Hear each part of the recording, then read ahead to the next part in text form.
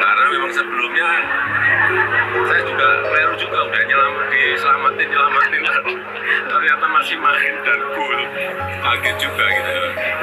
Tapi selebrasi yang berlebihan dari supporter Indonesia yang ada di rumah-rumah dari Sabang sampai Merauke menjadi bahan guyonan para YouTuber di Asia Tenggara ya. Mungkin juga di negara lain yang mencintai bola.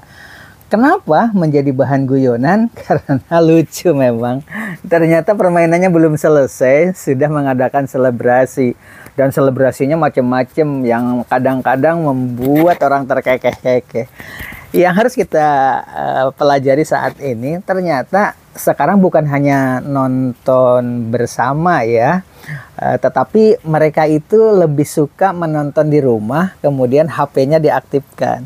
Ketika gol dia teriak, ketika pesta pora kemenangan bahwa ini adalah menang 2-1, itu ada yang kegiatannya sampai berguling-guling, cebur ke kali, ke sungai di samping rumahnya, dan masih banyak lagi. Ternyata terbengong-bengong, lah kok masih berlanjut? Tiba-tiba gol. Waduh, 2-2. Nah, inilah sebagai bahan Untuk gambaran. itu kita ikuti dulu berita selengkapnya berikut ini sebelum kita bicara tentang hari Jumat ya. Waglo Gubuk Apung mengajak merenungi berita di bawah ini. Phnom Penh, laga Timnas Indonesia U22 versus Thailand pada final sepak bola SEA Games 2023 diwarnai drama keributan antara kedua tim hingga perang peluit wasit.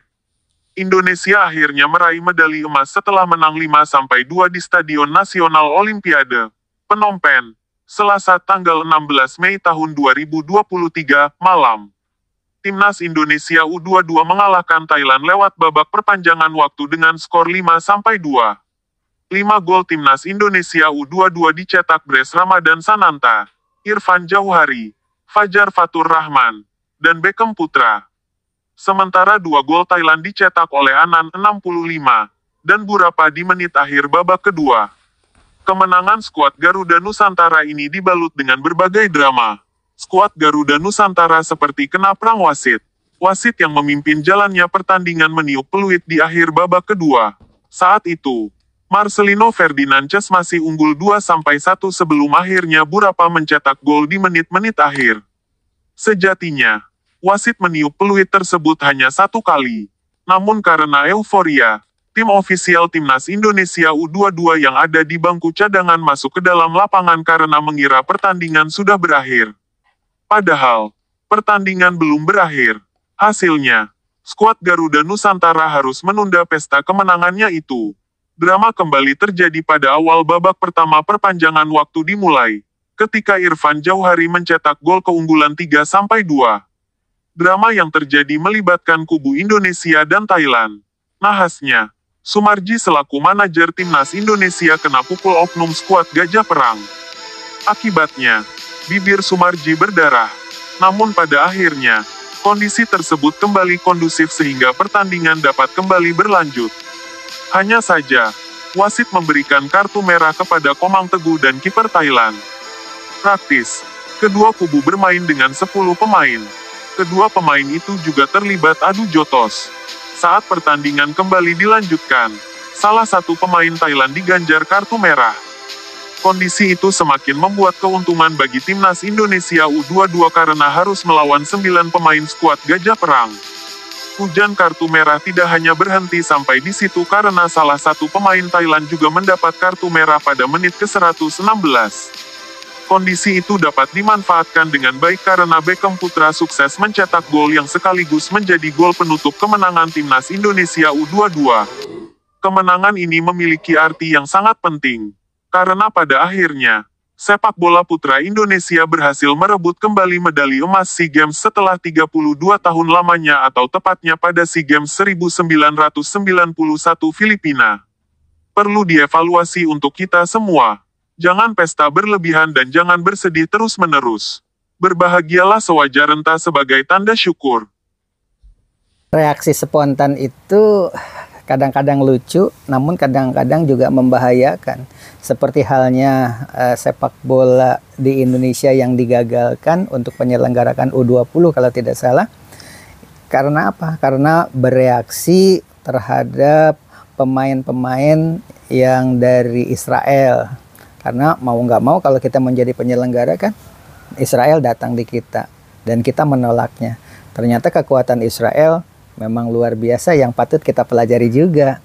Padahal kenyataannya memang di Indonesia juga perusahaan-perusahaan Yahudi itu kan banyak seperti Danone. Nah, itu para pekerjanya orang-orang berhijab ya, modalnya memang dari mereka itu yang terbanyak karena patungan kan.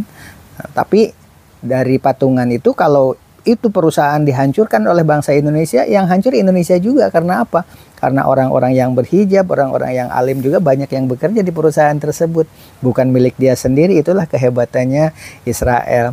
Nah, kembali kepada euforia yang berlebihan tadi, jadi harus diperhitungkan juga. Reaksi masyarakat secara spontan sih boleh-boleh saja. Tetapi ketika menduduki di posisi-posisi penting di atas, ketika bereaksi harus hati-hati. Akhirnya penyelenggaraan U20 di Indonesia juga dibatalkan. Nah, terobati ya dengan peristiwa bola yang berikut ini. Walaupun Indonesia juga sempat kaget karena apa? Pak Jokowi sendiri kan sampai sudah selamat ke sana kemari, ternyata permainan masih mulai. Setelah itu ternyata kebobolan lagi jadi 2-2. Nah, apa yang harus kita renungkan sekarang?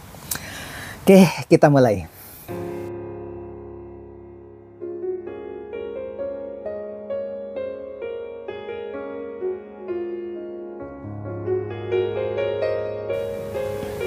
Hadirin sekalian, hari ini adalah hari Jumat.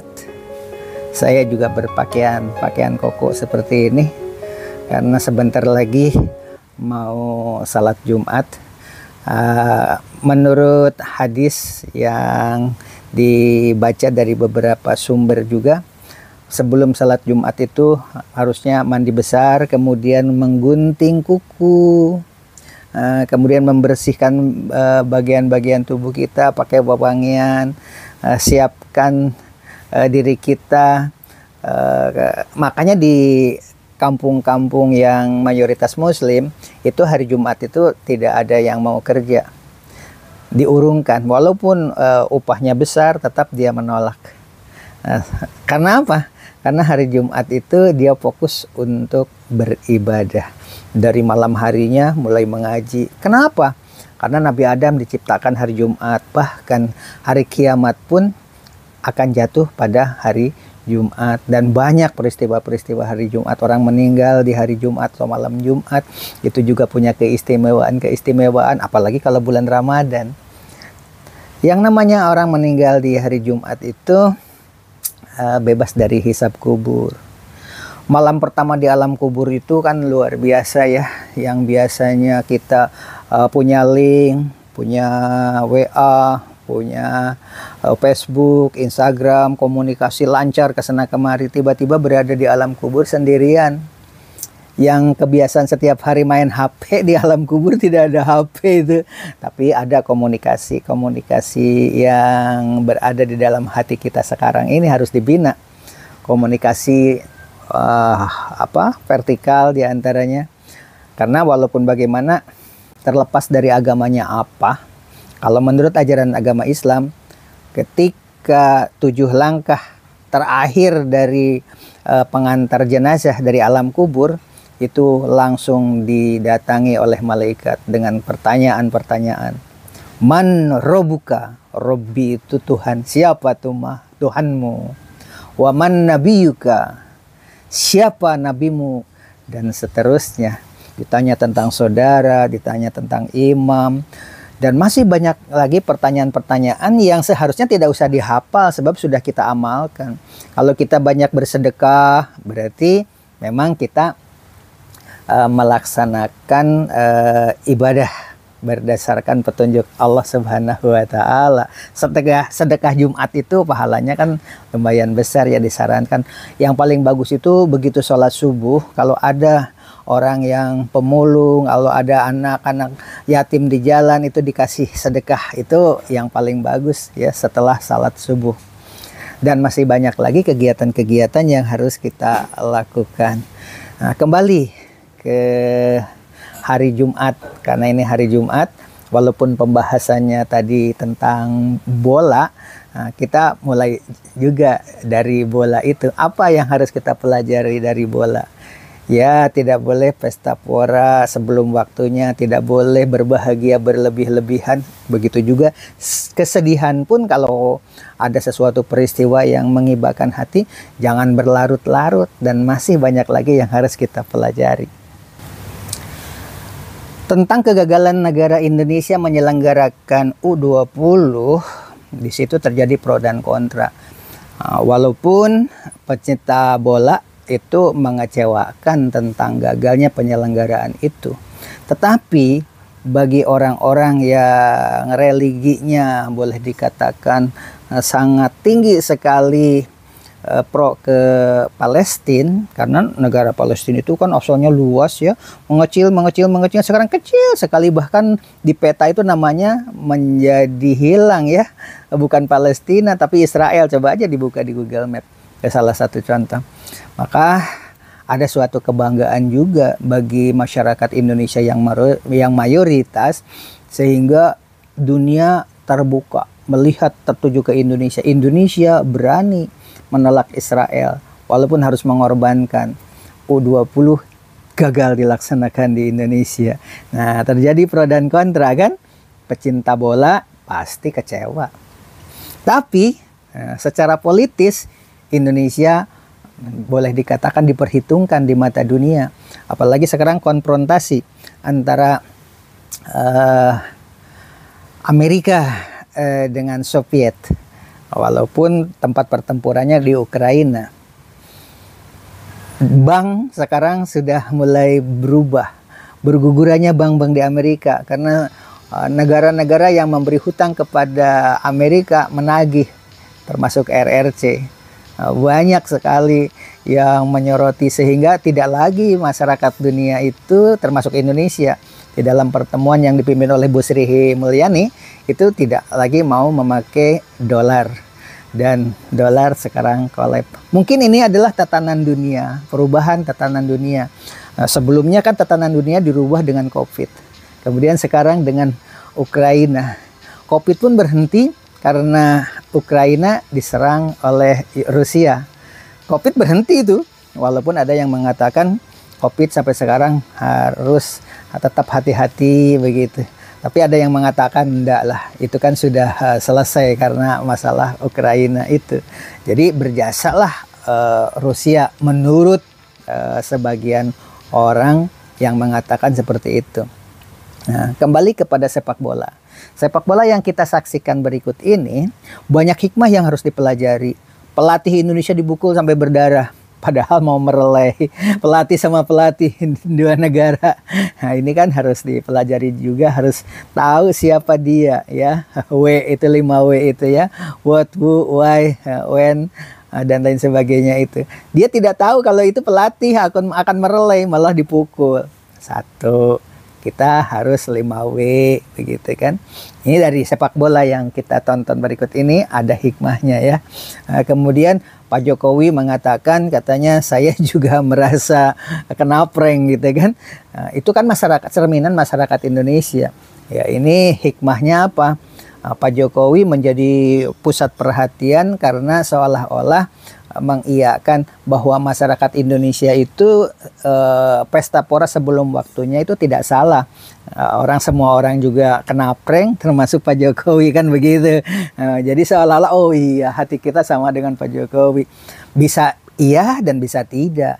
Mungkin betul Pak Jokowi juga kena prank, tapi karena ahli politik ya, Pak Jokowi kan ahli strategi, bisa saja itu adalah untuk membuka wacana baru sehingga menjadi perbincangan politiknya Pak Jokowi, kita angkat di jempol ya. Walaupun mungkin saja itu benar Pak Jokowi kena prank. Kemudian Yang paling utama itu guru ngaji saya dahulu bagus memang supaya anak-anak itu fokus mengaji, jangan terlalu banyak main. Maka dia mengeluarkan riwayat-riwayat bahwa sepak bola itu sejarahnya adalah kepala para syuhada Indonesia itu kepalanya dipakai permainan bola oleh tentara musuh yang bermata sipit. Di dalam ceritanya begitu, dia tidak mengatakan tokoh di mana begitu kan, sampai menggunung kepala-kepala para mujahidin muslim itu. Kemudian kepalanya itu pimpinannya dipakai bermain bola, maka bermain bola itu haram menurut guru ngaji yang pernah saya ikuti sejak kecil itu. Nah, akhirnya sejak saat itulah lapangan sepak bola sepi tuh karena dogma tadi. Tidak ada anak-anak yang mau main bola lagi pada saat itu. Nah, sekarang mungkin perlu diluruskan kepada teman-teman yang ikut ngaji pada saat itu, bahwa dengan bola juga kesatuan Republik Indonesia sekarang ini benar-benar bangkit nasionalismenya gara-gara U22. Apalagi heboh peristiwa-peristiwa yang ada di belakang ini ya, selebrasi belum waktunya begitu kan. Nilai-nilai persatuan itu bisa dibangkitkan dengan nilai seni, nilai budaya, nilai-nilai olahraga. Ketika terjadi peristiwa seperti ini, apalagi ini perhatiannya seluruh dunia ya pecinta bola maksudnya. Sampai Malaysia sendiri banyak kan youtuber Malaysia yang mengangkat cerita tentang, bukan tentang lombanya, bukan, tetapi tentang selebrasi yang belum waktunya, judulnya kena prank. Ini sebenarnya syiar bahwa innamal a'malu binniyat. Kan ada yang mengharamkan membuat patung. Ternyata ketika patung itu digunakan untuk ilmu kedokteran, bahkan ada jantung, ada paru-paru yang bisa bergerak-gerak begitu untuk ilmu kedokteran. Kalau dahulu kan di rumah sakit untuk sekolah-sekolah kedokteran itu membelek mayat yang belum menjadi mayat, baru sakaratul maut dibuka, dijadikan untuk eksperimen. Konon ceritanya waktu itu seperti itu, tapi sekarang kan tidak. Ada patungnya yang berwujud seperti itu, utuh seperti makhluk, seperti manusia asli, bahkan ada jantungnya yang berdenyut, paru-parunya yang tarik napas, membuang napas begitu, sehingga tidak usah membelek mayat yang dalam keadaan sekarat, itu tidak perlu. Nah, itu salah satu contoh innamal a'malu binniyat. Sepak bola juga sama, seperti yang kita tonton berikut ini. Tidak haram bola itu, ya. Adapun kalau tujuan-tujuan tertentu seperti guru ngaji saya itu tujuannya bukan mengharamkan bola, maksudnya itu supaya sebelum adzan maghrib berkumandang selesai langsung mengaji, harusnya kan begitu. Tapi karena susah dikendalikan, keluarlah riwayat tidak memakai hadis Nabi, tidak memakai ayat-ayat Al-Quran, tetapi dia hanya menceritakan berdasarkan sejarah. Ya kebetulan agak nyambung-nyambung juga tentang pembantaian umat Islam pada saat itu. Ada di buku sejarah, tetapi dia hanya mengatakan diserang atau dibantai oleh orang-orang yang bermata sipit, tidak mau menyebutkan namanya apa gitu, apakah Kubalaikan atau siapa, tentara mana, dia nggak mau. Apakah itu tentara Mongol di dalam sejarah atau bukan, tapi dia hanya mengatakan pada saat itu orang-orang yang bermata sipit begini ceritanya, bahwa bola itu lahir dari permainan balas dendam saking bencinya kepada tentara muslim, sehingga bola sepak bola itu bolanya adalah kepala manusia seperti itu, dan merasuk ke dalam sukma. Oleh sebab itu para pakar pendidikan hati-hati untuk menyampaikan komitmen dogma-dogma itu, walaupun tujuannya baik, harus mempergunakan ilmu psikologi. Walaupun orang-orang yang sudah dewasa seperti saya saat ini, bahwa dulu itu guru ngaji itu baik tujuannya, tetapi karena menyampaikannya seperti itu, akhirnya lapangan bola jadi sepi. Sayang kan itu. Biasanya kan ada turnamen-turnamen diikuti oleh para peserta pengajian begitu kan. Makanya yang bagus itu secara nasional harus ada kurikulumnya itu.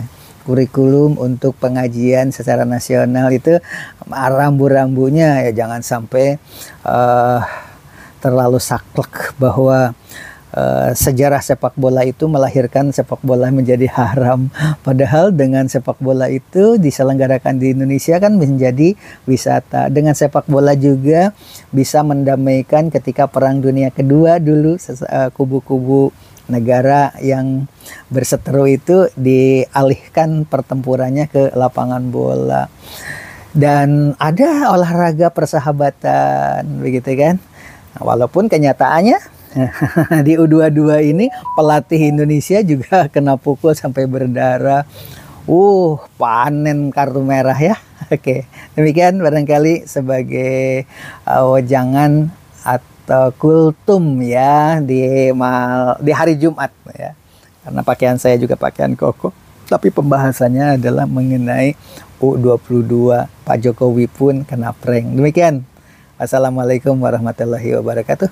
Terima kasih Anda sudah menyaksikan channel ini.